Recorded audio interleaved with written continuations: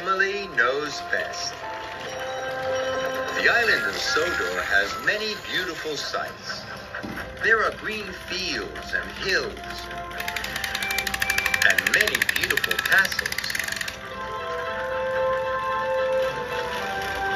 The engines of Sodor love to visit them all.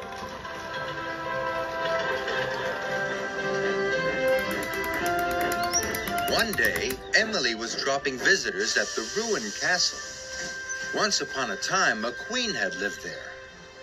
I'd like to be a queen, thought Emily. Queens are in charge and tell everybody what to do. Down the hill from the castle, Toby and Percy arrived. They were to shunt freight cars. Percy had never worked there before. Ooh, look at the castle, peeped Percy excitedly. I wonder who used to live there. A king and queen, said Toby. They ruled the island and told everyone what to do. And he chuffed towards the freight cars. Percy stared at the castle. He was dreaming of kings and queens. Percy, called Toby, come along. We've got a lot to do today.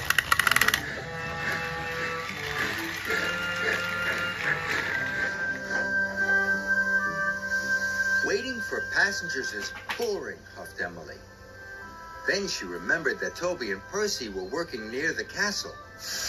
It would be much more fun to visit them, she said.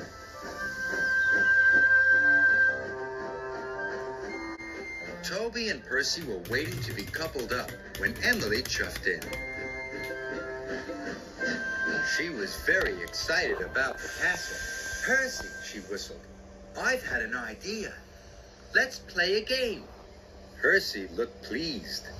I'll be queen, and I'll tell you what to do today, she said. It'll be fun. Percy liked the idea of having fun, but Toby thought Emily's idea was silly. You have to be clever to be a queen, he said wisely, and know the right thing to do. I always know what to do, huffed Emily. Toby laughed. That made Emily cross. I'll show Toby that Queen Emily knows best, she wished. Toby was now coupled up to his freight cars. Percy thought his looked like troublesome trucks. Don't worry, said Toby. I'll be back soon. If you can't manage the troublesome trucks, wait for me and I'll tell you what to do. And Toby steamed slowly away. The troublesome truck started to moan and groan. No, you don't. They clattered and chattered. Percy knew they were going to be trouble. Emily had been watching Percy. If I want to be a queen, I must tell Percy what to do, she thought, because I know best. Percy was shunting the troublesome trucks as hard as he could, but they wouldn't move. They were being very difficult. Emily chuffed to a halt. Percy, she whistled loudly. I am the queen today. I will tell you what to do. Percy was worried. Toby usually knew best. Take these troublesome trucks along my tracks, said Emily. It's faster, and they won't complain. Toby will be pleased when he sees how quick you are. Percy wanted Toby to be pleased. I'll do as you say, Queen Emily, he tooted.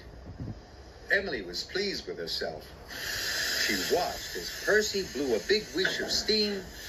Percy puffed, and he chuffed, and the troublesome truck sped off. Emily let out a whoosh of steam. She did know best. But suddenly, there was a terrible noise.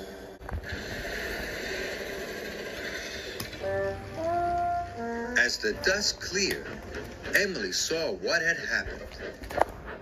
The troublesome trucks had run into Mavis, who was waiting on the track.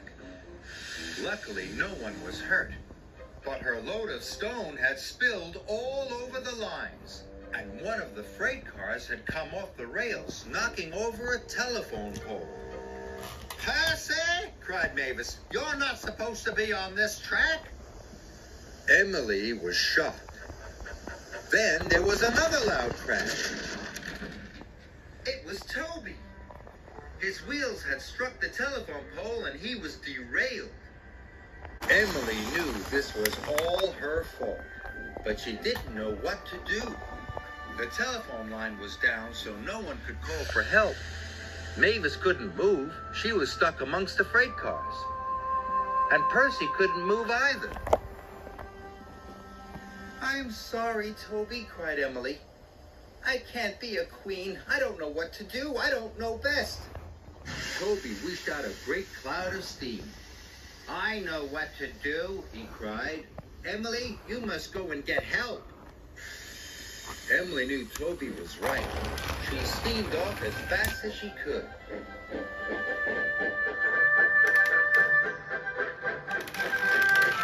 Emily whooshed to a halt at Maythwaite Station.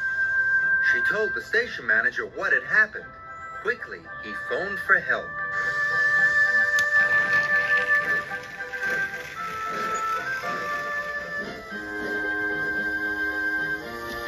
Soon, Toby had been lifted back up onto the rails.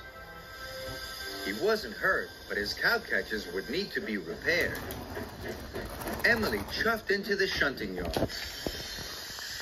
Sir Topham Hatt was very cross. "Emily," he boomed, "you have caused confusion and delay." Luckily, Toby knew what to do, he added sternly. "I'm sorry," Emily said. "Knowing the right thing to do isn't as easy as I thought," she chuffed. "In future, I'll leave that job to a king, or a queen, or to Toby."